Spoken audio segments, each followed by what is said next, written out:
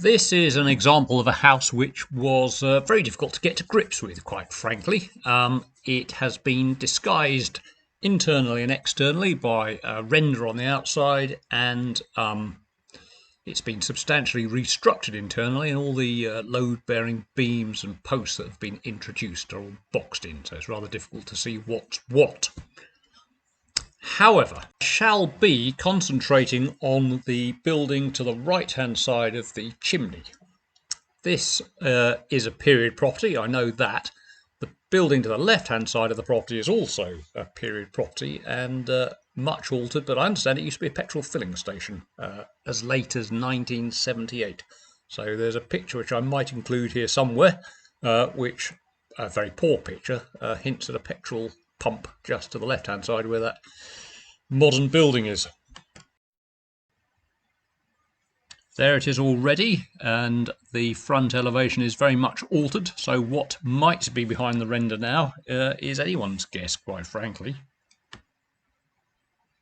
There is a picture of the roof covering coming up any moment now, but ultimately what I'm going to concentrate on is the roof structure and coverings, structural alterations, and there's a good section on basement in here and the problems caused by dampness within basements.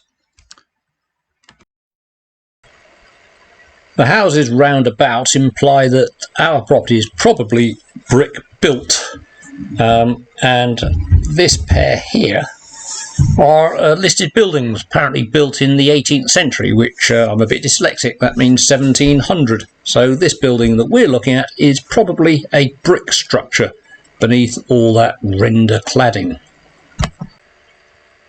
Along with all the modern structural alterations, there are tie bars included in the property, 2 there and 1 up above, and these are also structures that we cannot really trace inside the property.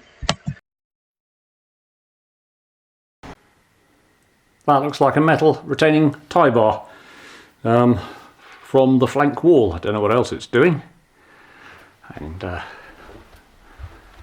tell another little clue, there's some dampness in the wall because the end of the tie bar is rusting. Strange place to find one. The wall is 380mm thick, which probably means it's a 13.5-inch brick wall, so that's 3/4 of interlocking brickwork with the extra depth made up of render externally and whatever's on the wall inside. Some form of plaster. The other reason you know this house is going to be damp is that the pavement outside is higher than the floor inside, quite starkly, so you'll have rainwater running down the ground, probably ponding in there and running into the front of the building. And if we stand here, I mean, that's fair. Let's get that camera strap out of the way. That's very bouncy. Which probably makes that innocuous avocado WC one of the most dangerous toilets in the world, because beneath that there is a suspended timber floor above a basement with a dry rot infestation. So you could absent-mindedly plonk yourself down on that toilet. I mean, I suppose you're not going to do it absent-mindedly, are you, really? And just go straight through the floor.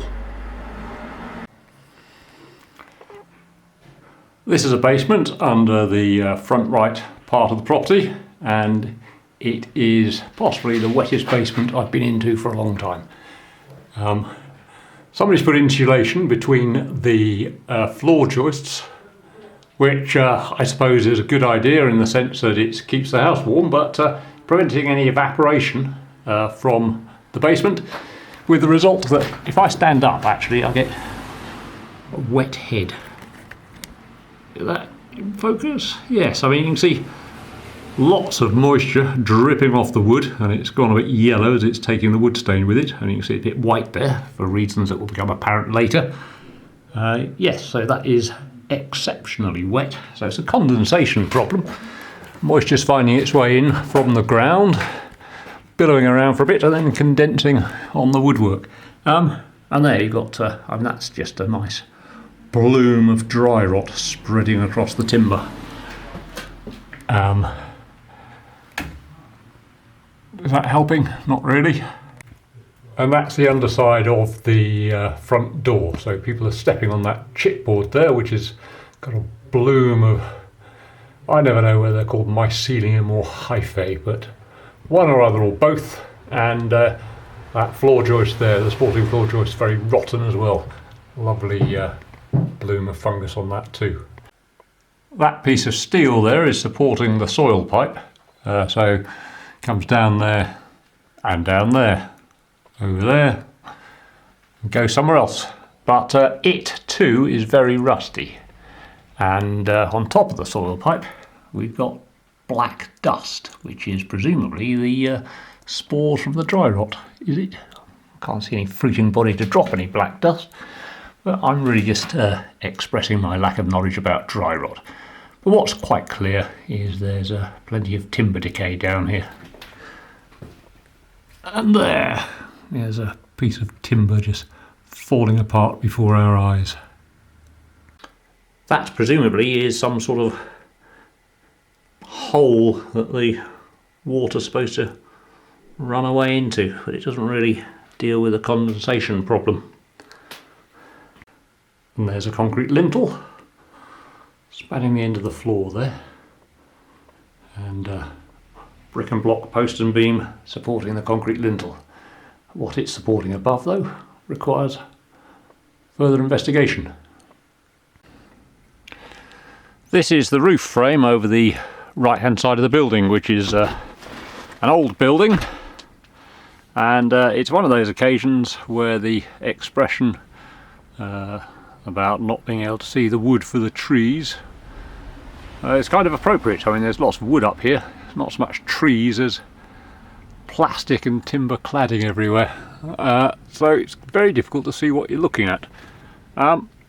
We've got well, there's one of two pairs of principal rafters, which I guess, I mean, I can see just through the loft hatch, which you can't. Maybe you can. No, you can't really. But there is a tie beam, so that's sitting on a tie beam, and there's a strut there which goes down to that tie beam. And then we've got the purlins going over there to what looks like a blocked in partition between the old and new parts, and there's a second level of purlins going through there, which you can't really see very well from here. There's the other one, front and rear. After that, it gets very complicated. So we've got collars. Now those are obviously stripy, so they've had lath and plaster ceilings applied to them, but is that up here? Have they been reused from somewhere else? And these aren't really collars, they're there to support a water tank, and they'll be hanging off some very old, wormy, decaying timbers. The odd rafter I can see includes this one, which is snapped. There you go. It's had a bit of worm, or a lot of worm in it, a bit of decay in it, and it's just given up. And of course, 99% of them I can't see, so how many of them are like that? I mean, that purlin over there seems to have a second one superimposed over the top of it, which is just as old as the first one. And then in there we've got a load of lime mortar plugging a gap, I don't know. And then at that point at the back of the building, just bounced a bit of light off there. Should have brought my proper torch with me, shouldn't I? Yeah, it gets very slender, doesn't it, that purlin? And you can see through there some of the rafters are actually just bits of tree.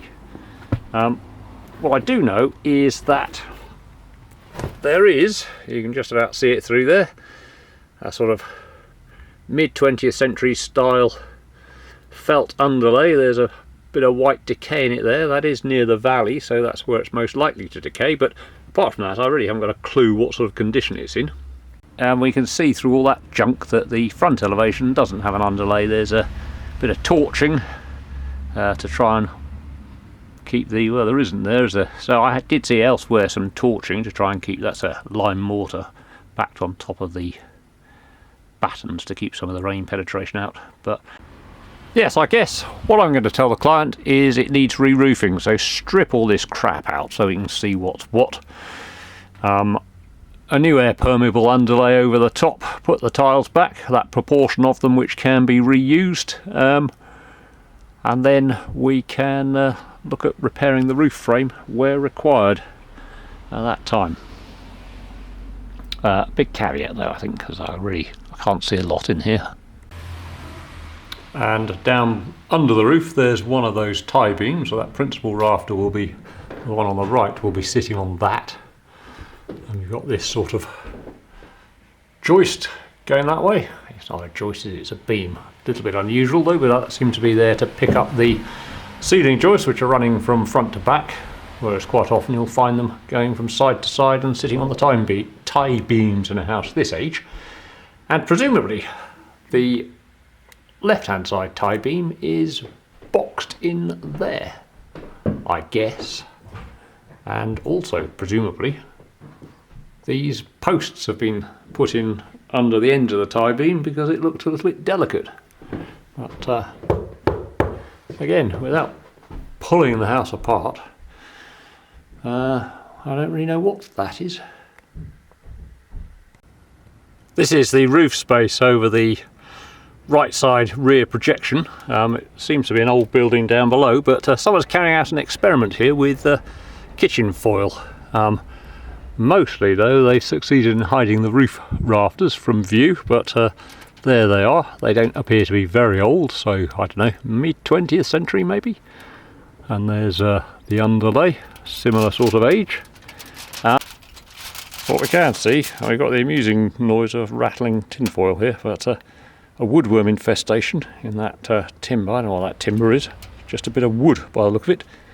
And just below it you can see little piles of fresh dust, and those are actually sitting on polystyrene tiles. And that wall there is the upward extension of that wall, which is sitting on a concrete lintel and post in the basement.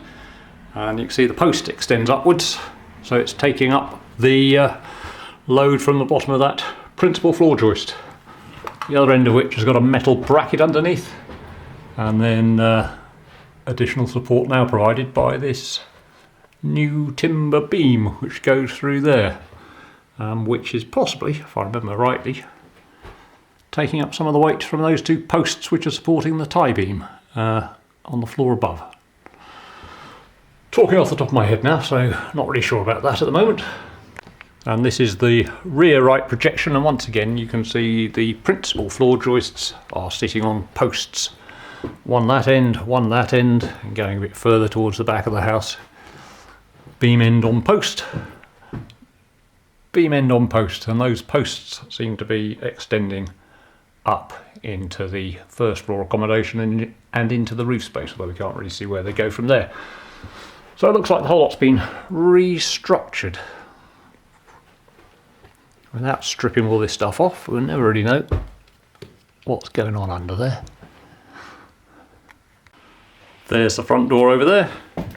And what we now know is that this brick wall here is sitting on a concrete lintel, and that principal floor joist there sitting on this post, which goes down into the basement on a blockwork pier. So there's a lot of that in this house.